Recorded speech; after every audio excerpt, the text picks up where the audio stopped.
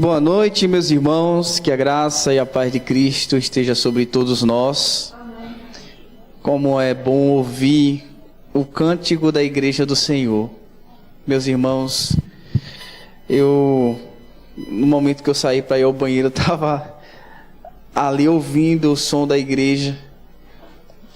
E como é lindo, meus irmãos, a igreja cantando ao Senhor, louvando e exaltando o nome dele com todo fervor. E a gente percebe que é um cântico que sai de dentro do coração para fora. Não é algo que a gente fica repetindo letras de canções. E é tão bom quando isso é uma realidade em nossas vidas. Quando a gente canta de fato, sentindo o peso do que a letra está dizendo para nós, do sacrifício de Cristo. A música em Colossenses que diz: o véu que se rompeu da minha alma até a Deus. O Isaías 53 que diz que ele não tinha qualquer beleza ou formosura que nos atraísse, mas mesmo assim ele se entregou por nós, se entregou aos cravos e derramou a sua vida por causa de nós. É essas verdades que nós precisamos cantar como igreja do Senhor, meus irmãos. Eu gostaria de, antes de começarmos a ministração, dar 2 avisos. Aliás, tem mais um aviso que eu gostaria de acrescentar, eu acho que eu já vou começar até por ele, que é sobre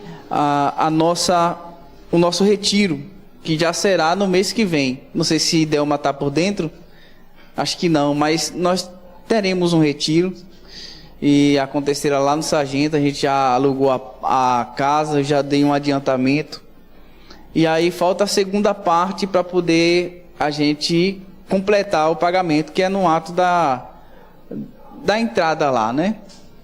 Então, eu vou colocar mais informações no grupo com relação ao valor que ficou da primeira parte, que eu não cheguei a fazer a divisão com a quantidade dos irmãos. E nós iremos no final de agosto, no dia 22, será um sábado, para o nosso retiro. Ainda não defini uma data, acho que a gente precisa discutir para ver qual é a melhor data para nós. A data não, o horário de saída. Eu vou colocar no grupo, vou colocar alguns horários lá e os irmãos votem para ver qual o melhor horário para a gente estar saindo daqui. Jéssica e eu, nós não poderemos ir pela manhã porque estaremos trabalhando, mas a partir de 2 horas nós vamos nos deslocar até lá. Os irmãos que puderem ir mais cedo, sintam-se à vontade, o espaço já vai estar lá aberto. E a gente vai conversando, tá bom, meus irmãos? Nós iremos... O segundo aviso é que no dia 18 desse mês haverá um encontro dos amigos e será realizado no próximo sábado. Começa às 17h30 na Academia de Fátima. E aqui é um convite para todas as mulheres. Para todas as mulheres. Não vá não, viu, Thaís? Só para as mulheres. O segundo aviso é no próximo sábado. A igreja estará visitando ali o cantinho e a saída será no templo sede a partir das 8h30, com retorno às 16 horas. Então os irmãos que puderem ir estão mais do que convidados. Vamos meditar na palavra do Senhor agora, neste momento, num texto que se encontra em João, capítulo de número 12, verso 20. Evangelho de João, capítulo de número 12, verso 20.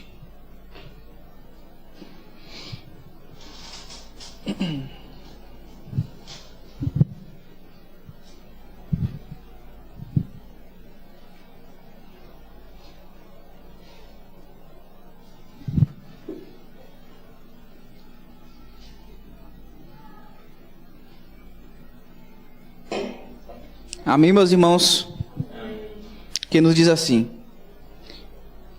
entre os que tinham ido adorar a Deus na festa da Páscoa, estavam alguns gregos. Eles se aproximaram de Filipe, que era de Betsaida da Galileia, com um pedido: Senhor, queremos ver Jesus. Filipe foi dizê-lo a André, e os dois juntos o disseram a Jesus. Jesus respondeu: Chegou a hora de ser glorificado o Filho do Homem. Digo-lhes verdadeiramente que se o grão de trigo não cair na terra e não morrer, continuará ele só. Mas se morrer, dará muitos frutos. Aquele que ama a sua vida, a perderá. Ao passo que aquele que odeia a sua vida neste mundo, a conservará para a vida eterna. Quem me serve precisa seguir-me, e onde eu estou, o meu servo também estará. Aquele que me serve, meu Pai o honrará. Gracioso Deus, Tu és santo e poderoso. Pai, nós oramos a Ti, Te louvando por toda a Tua bondade, por toda a dádiva que o Senhor tem nos proporcionado. Obrigado por esta oportunidade de cultuarmos ao Senhor e de meditarmos em Tua palavra. Pedimos o direcionamento do Teu Espírito sobre esta ministração. Que o Senhor fale com a Tua tão preciosa igreja, que ela seja fortalecida e alimentada com um alimento que vem do céu. Que o Senhor tome os meus lábios para que eu não fale de mim mesmo, mas que eu seja conduzido por Teu Santo Espírito, e que não somente seja conduzido, mas que o Teu Espírito trabalhe no coração de cada irmão aqui presente. Ó Senhor, que a Tua presença seja verdadeira, e que o Teu direcionamento seja verdadeiro nesta palavra, em nome de Jesus. Amém. Queridos irmãos, vivemos diante de uma geração que associa sucesso, que associa prosperidade à visibilidade, associa sucesso a poder e a reconhecimento. E eu estou falando aqui, claro, do mundo. O mundo visa sucesso assim, por visibilidade, por poder, pelo tanto de poder aquisitivo que a pessoa tem ou deixa de ter.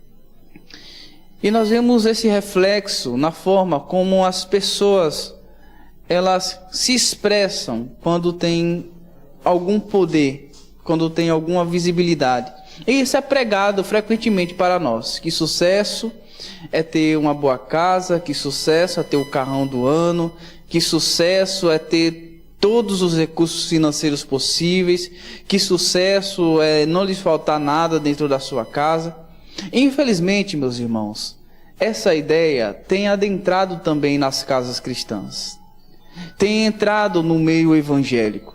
E muitas igrejas por aí também igualmente pregam que para você ter uma vida de prosperidade, você precisa seguir a Deus. Para você ter uma mudança radical e sair do estádio de, entre aspas, miserável, para um estado de bem-sucedido, você precisa entrar para a igreja. Esse discurso, meus irmãos, essa mentalidade tem invadido muitos ambientes cristãos. E em diversos lugares fala-se sobre vitória, sobre prosperidade, sobre crescimento, sobre network. Que as pessoas agora, em alguns lugares, não vão à igreja para adorar a Deus, vão à igreja para fazer network, para ter contato com pessoas importantes que possam alavancar os seus bens e sua propriedade. É uma geração, meus irmãos, que não quer saber sobre renúncia, não quer saber sobre santidade, não quer saber sobre cruz. Muitos querem a coroa que o Evangelho pode proporcionar. E com isso, meus irmãos, eu não estou dizendo que ao entrarem para o Evangelho, isso significa que você não haverá uma mudança na sua vida. Porque quando nós estamos fora de Cristo, é muito provável, muito certo na verdade, que a forma como nós administramos a nossa vida é uma maneira irresponsável.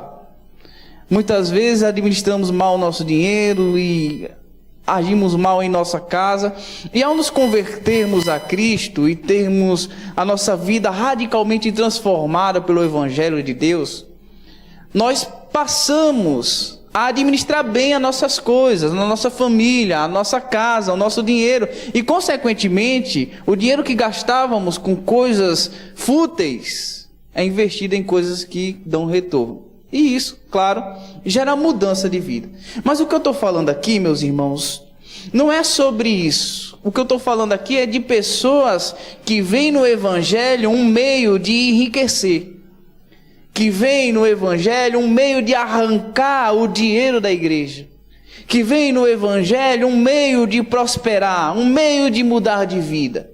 São pessoas que querem a coroa do Evangelho, mas desprezam radicalmente, drasticamente a cruz. Eles não querem saber de cruz. Eles não querem saber do sofrimento do Evangelho.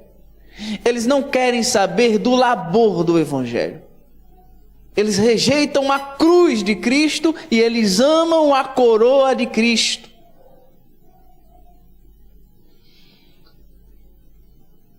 Essas pessoas, meus irmãos, querem seguir a Jesus sem que haja um sacrifício. E aí, quando eles começam a seguir Jesus e a caminhada com Cristo passa a exigir sacrifícios, eles vão abandonando Jesus. Jesus só é interessante enquanto servi-lo, enquanto estar com Ele não exige de nós sacrifícios. Não exige dessas pessoas sacrifícios, renúncias. Todavia, meus irmãos, quando olhamos para os evangelhos, percebemos que Jesus, Ele nunca nos prometeu estas coisas que as pessoas prometem por aí, e Ele nunca nos escondeu o custo do discipulado. Ele nunca omitiu de nós o preço que nós precisaríamos pagar por sermos seus seguidores. Tanto é que no chamado, lá em Mateus 16, 24, Jesus disse que aquele que quiser vir após mim, negue-se, pois, a si mesmo, tome a sua cruz e siga-me. Jesus não omite o preço do discipulado. Jesus não esconde os sacrifícios que precisamos fazer para segui-lo. Ele nos mostra isso. E aqui em João, capítulo 12, versos 20 ao 26, nós estamos nos últimos dias do ministério terreno de Jesus. E aí nós vamos ver versos 12 ao 19, a entrada triunfal de Jesus em Jerusalém. E aquela entrada triunfal havia despertado uma grande expectativa messiânica. Muitos imaginavam, meus irmãos, com aquela entrada triunfal de Jesus Cristo, e a multidão clamando, hosana ao Filho do Rei. Muitas pessoas imaginavam que Jesus tomaria o poder político e restauraria o reino de Israel. Iria tirar Israel da opressão do Império Romano. Eles imaginavam um Jesus político, que resolveria os seus problemas terrenos, que resolveria os seus problemas em relação ao Império Romano, que neutralizaria as tropas do Império. Eles esperavam um Jesus que restauraria o reino, que traria de novo aquela glória que o Israel teve no passado, no reinado de Davi, de Salomão. Porém, justamente nesse momento de aparente triunfo, meus irmãos, Jesus declara que sua glória será revelada de uma forma inesperada. Não será com a abolição do Império Romano. Não será com uma invasão estratégica que destruiria o Império Romano. Jesus mostra que a sua glória seria revelada por meio da sua morte, por meio da morte de cruz. E esse texto nos ensina, meus irmãos, que tanto para Cristo quanto para os seus discípulos, o caminho da glória passa pela cruz. Nós precisamos entender, antes de tudo, quem escreveu este evangelho. O evangelho foi escrito pelo apóstolo João, filho de Zebedeu, um dos 12 discípulos de Jesus. João fazia parte do círculo mais íntimo de Jesus, juntamente com Pedro e com Tiago.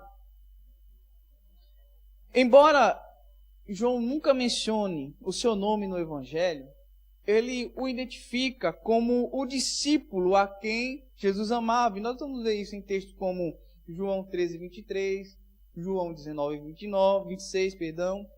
João 21, 20.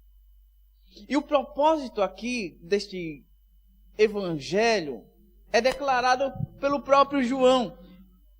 Veja o que é que ele nos diz aí nos versos 30 ao 31 do capítulo 20. Ele diz que Jesus realizou na presença dos seus discípulos muitos outros sinais miraculosos, que não estão registrados neste livro, mas estes foram escritos para que vocês creiam que Jesus é o Filho de Deus, e crendo tenham vida em seu nome. João não escreveu apenas, meus irmãos, para registrar fatos. Ele escreveu para conduzir seus leitores à fé em Cristo Jesus. O Evangelho de João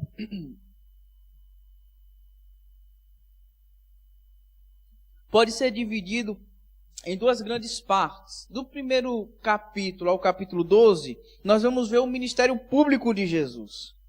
E do capítulo 13 ao capítulo 21, nós vamos ver os últimos ensinamentos de Jesus, sua paixão, morte, ressurreição e suas aparições. João 12 marca uma transição. O ministério público está chegando ao fim. A partir do capítulo 13, Jesus dedicará seus ensinos principalmente aos seus discípulos. E aí, pouco antes de nós chegarmos aqui, nesse capítulo 12, dos versos 20 ao 26, nós vamos ver dos versos 1 ao 8 do capítulo 12, que Maria havia ungido Jesus em Betânia, antecipando a sua morte. Que Jesus entrou triunfante em Jerusalém, dos versos 12 ao 19 do capítulo 12, sendo recebido como rei.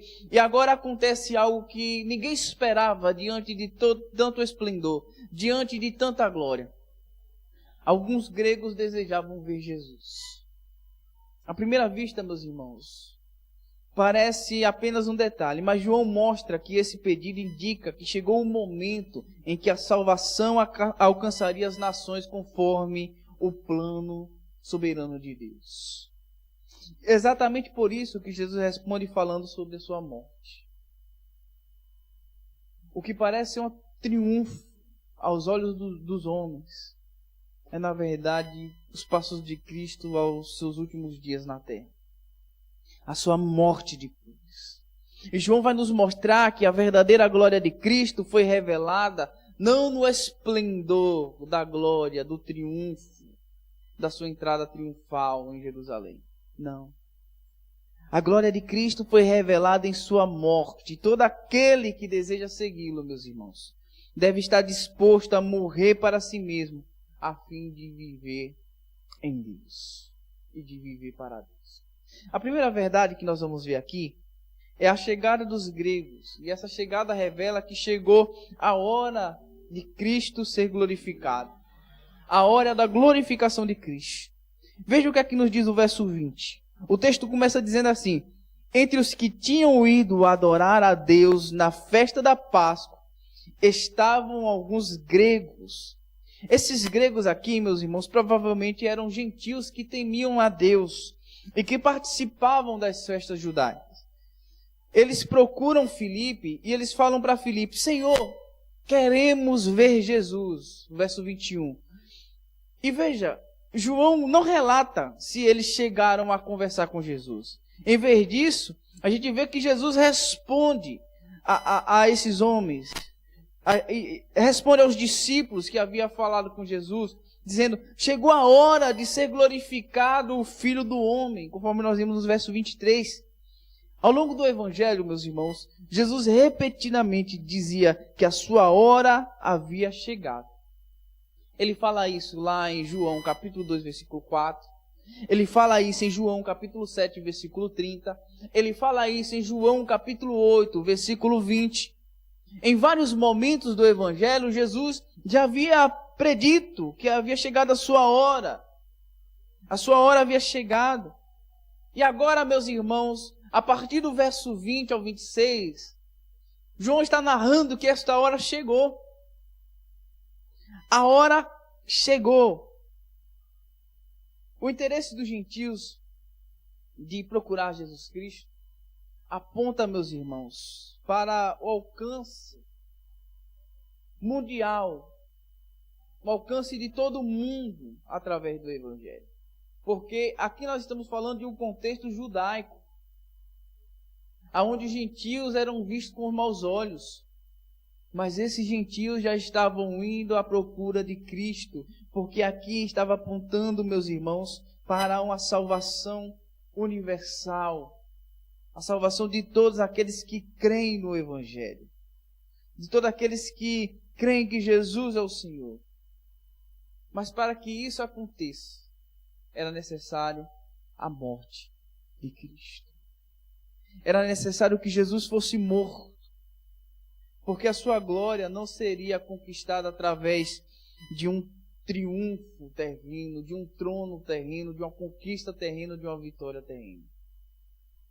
Isso seria conquistado através da cruz, através da sua morte. E aí a gente parte para a segunda verdade do texto. É que a glória de Cristo passa necessariamente pela morte. Veja o que é que nos diz o verso 24. Digo-lhes verdadeiramente que se o grão de trigo não cair na terra e não morrer, continuará ele só. Mas se morrer, dará muitos frutos. Jesus explica essa verdade usando uma figura de agricultura. O grão permanece sozinho enquanto está preservado. Somente quando ele é lançado na terra e morre, e é sepultado, é que produz vida. É que ele gera a planta que vai produzir muitos frutos. Jesus está falando, em primeiro lugar, meus irmãos, ao usar este exemplo de si mesmo. Ele precisava ser morto, ele precisava ser sepultado. Assim como um grão de trigo, ao cair na terra, morre, e ao morrer, dará muitos frutos, assim era necessário que Jesus também fosse morto, que ele fosse sepultado. Se ele evitasse a cruz, meus irmãos, ele permaneceria sozinho. É o que Jesus está falando aqui nesse texto. Se o grão permanece sozinho, sem ser plantado, sem ser sepultado, sem ser, entre aspas, morto, ele não dará muitos frutos. Mas quando o grão é sepultado, é semeado, ele dá muitos frutos. Então Jesus precisava passar pela cruz, porque ao morrer, ele traria salvação para uma multidão incontável, inclusive eu e você. Ao morrer Jesus Cristo, ele trouxe salvação para nós. A sua morte produziu vida em nós pecadores. Ao ser sepultado através da sua morte, muitos filhos lhes nasceram. Através da morte de cruz. Logo eu entendo que a cruz não foi um acidente. Deus não preparou a cruz como um escape. Deus não preparou a cruz para resolver um problema. Não, meus irmãos. A cruz foi o caminho escolhido por Deus para salvar o seu povo. Foi proposital. A cruz foi escolhida por Deus. Cristo foi morto na cruz por propósitos divinos. A terceira verdade que esse texto vai nos mostrar, meus irmãos, é que quem segue Jesus também deve morrer para si mesmo. Depois de falar sobre a sua própria morte, Jesus aplica essa verdade aos seus discípulos. Veja o que é que ele diz no verso 25. Aquele que ama a sua vida, a perderá.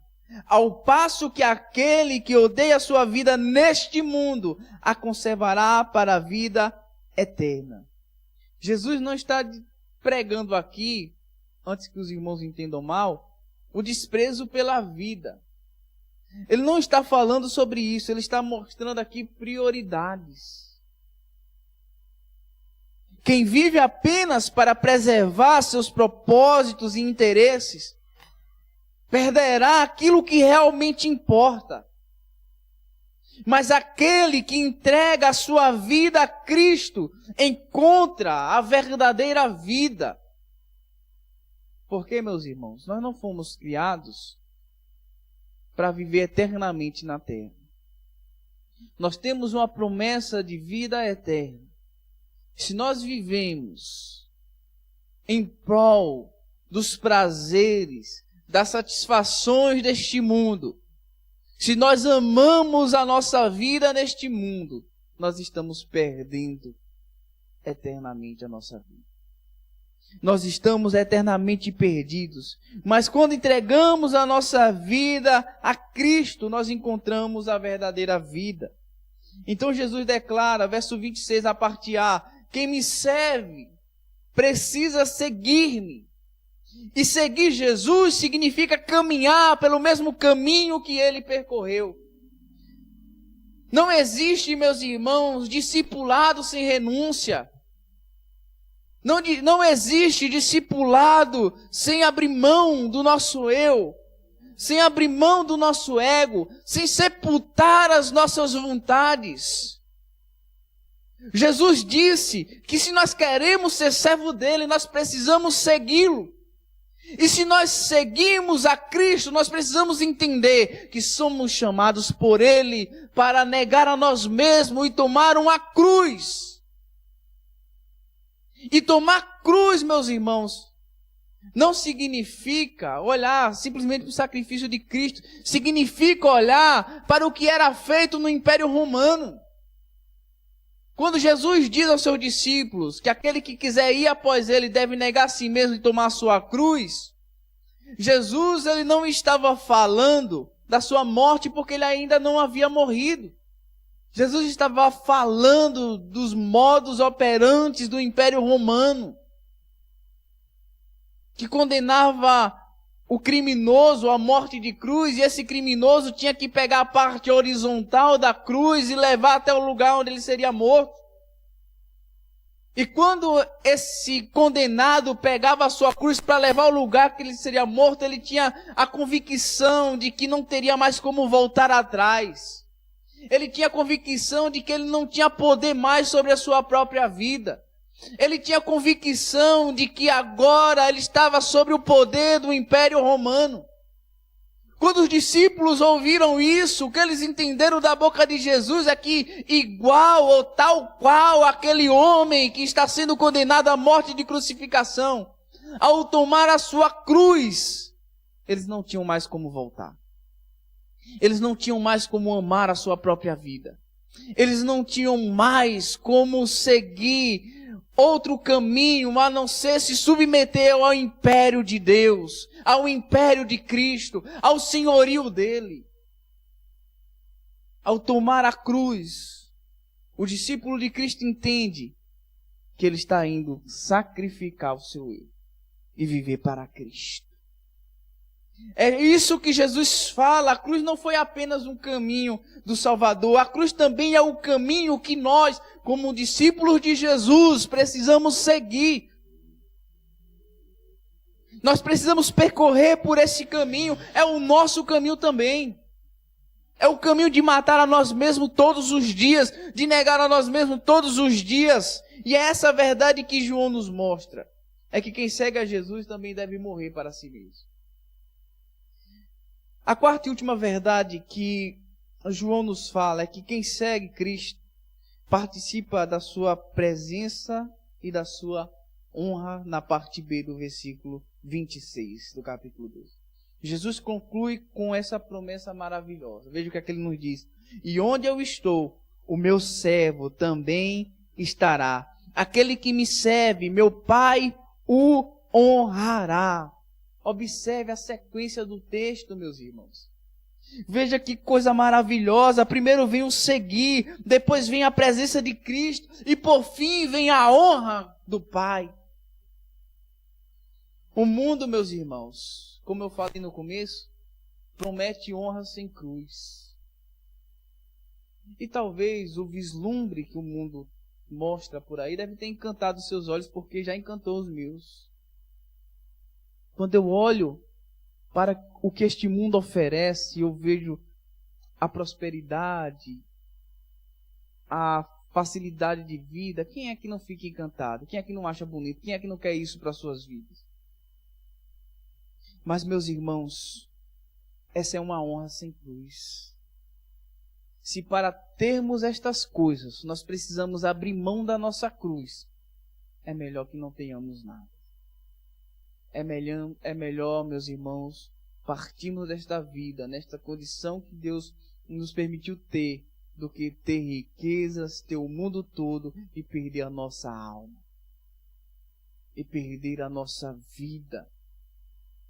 E viver em prol dessas coisas, correndo atrás dessas coisas, amando essas coisas.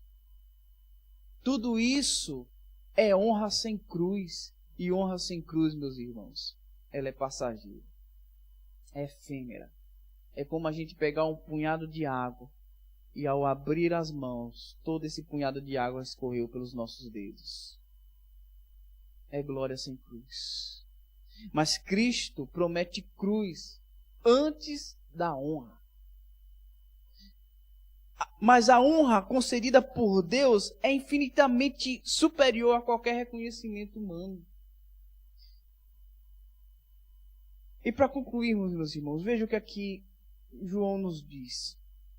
João nos mostra, verso 20 a 26, uma mudança decisiva no ministério de Jesus Cristo. A chegada dos gregos, indo em contra a Filipe, querendo conhecer Jesus, revela que chegou a hora da cruz. Jesus explica que sua verdadeira glória seria revelada por meio da morte. E em seguida ele mostra que esse princípio também governa a vida dos que seguem a ele ou do que se disponibiliza a segui-lo. Essa é uma verdade não somente para o Cristo que morreu na cruz. Essa é uma verdade para nós que somos seguidores de Jesus. Esse princípio deve governar a nossa vida, meus irmãos. A verdadeira glória é revelada por meio da morte de Cristo. A vida cristã não é um caminho de autopreservação, mas é um caminho de entrega total. De se entregar à vontade de Cristo. E quem tenta salvar sua vida para si, a perde. Isso é certo. E quem entrega a Cristo a sua vida, encontra a vida eterna. Então, meus irmãos, diante dessa verdade que João nos mostra, o que nós tiramos de aplicações para as nossas vidas? A primeira aplicação é que a verdadeira glória não é medida pelos padrões do mundo. Jesus foi glorificado na cruz. Deus frequentemente manifesta sua glória por caminhos que o mundo considera fraqueza, meus irmãos. Às vezes, quando o homem pensa que está forte, é justamente neste momento que ele se encontra fraco e fragilizado. E naqueles momentos em que o homem se encontra fraco e fragilizado diante de Deus, é justamente nesses momentos que ele está forte. A segunda aplicação é que o discipulado, ele exige renúncia diária. Seguir Jesus significa abrir mão do senhorio sobre a nossa própria vida e submetermos ao senhorio de Jesus. A estar debaixo da sua autoridade. A gente às vezes ora no modo automático: Senhor, seja feita a sua vontade. Só que a partir do momento que a vontade de Deus conflita com os nossos interesses, nós imediatamente abrimos mão da vontade de Deus e ficamos com a nossa própria vontade. Porque nós estamos sempre no controle do nosso senhorio. A nossa natureza quer sempre estar no controle do nosso senhorio. Mas nós precisamos entender que o discipulado exige renúncia da nossa parte. A terceira verdade é que a morte para o eu produz fruto espiritual. Assim como o grão de trigo produz vida ao morrer, uma vida entregue a Deus torna-se instrumento para abençoar outras pessoas. Você não vive mais para si, como o exemplo que Jesus usa aqui, do grão de trigo. Você não vive mais isolado pensando em si. Você dá muitos frutos, porque esse é o efeito de morrer para nós mesmos. Nós somos bênção para as outras pessoas. E a quarta e última verdade, meus irmãos, é que a maior recompensa do discípulo é estar com Cristo. Jesus promete sua presença e a honra do Pai para aqueles que o seguem fielmente. Não existe privilégio maior, não existe, melhor dizendo, privilégio maior, meus irmãos, do que viver na presença do Senhor hoje e desfrutar dela eternamente. Isso aqui é um privilégio. Dobrarmos o nosso joelho é um privilégio. Lermos a palavra de Deus é um privilégio. Cultuarmos a Deus é um privilégio. E mais privilégio ainda, meus irmãos, é fazer parte do reino de Deus. É ter uma honra incorruptível. É ter uma glória incorruptível. Uma glória que vale a pena, meus irmãos, ser desfrutada. Então, nós vemos que o mundo procura a glória sem sacrifício, mas Jesus revelou uma glória diferente. Ele revelou, meus irmãos, a glória da obediência e a glória da cruz. Ele revelou a glória do amor que se entrega para salvar pecadores. Por isso, meus irmãos, a reflexão que nós devemos ter é a seguinte: será que nós estamos querendo ver Jesus como aqueles gregos? Estavam ansiosamente querendo ter um encontro com Jesus? Ou será que nós temos levado a nossa vida de um modo em que Jesus é colocado como terceira opção? Eu estava vendo com Alice e Thailson hoje, no nosso discipulado, uma ministração, e o pastor, ele disse que Jesus, ele não deve ser o primeiro lugar na nossa vida. Que Jesus não deve ser o segundo lugar na nossa vida, nem o terceiro, nem o quarto, nem o quinto. Jesus deve ser tudo em nossas vidas. Ele deve ser tudo para nós. Então, meus irmãos, que nós venhamos sacrificar todos os dias o nosso eu, porque eu sei que nós enfrentamos uma guerra terrível. Eu sei que ao sairmos daqui, é muito provável que alguns esqueçam do que foi falado. É muito provável de que não se lembrem de tudo. Mas tenha convicção de que você precisa lutar contra o seu eu diariamente. Porque ao sair daqui, nós vamos enfrentar as mesmas batalhas. Nós vamos encarar uma carne que milita contra o nosso espírito. Nós vamos encarar uma carne que não quer saber das coisas de Deus. Nós vamos encarar uma carne que não quer saber de orar. Nós vamos encarar uma carne que não quer saber de ler a Bíblia. E, portanto, devemos sacrificar o nosso eu e fazer aquilo que não queremos fazer. Orar quando não temos vontade. Ler quando não queremos ler. Ler quando não entendemos nada. Mas permanecer, porque o seu eu está carregando a parte horizontal da cruz e ele não tem mais como voltar. Ele precisa morrer. Dia após dia, precisa ser morto. Amém, meus irmãos? Então que nós íamos morrer para nós mesmos e viver para a vontade de Deus. Vamos nos colocar sobre os pés.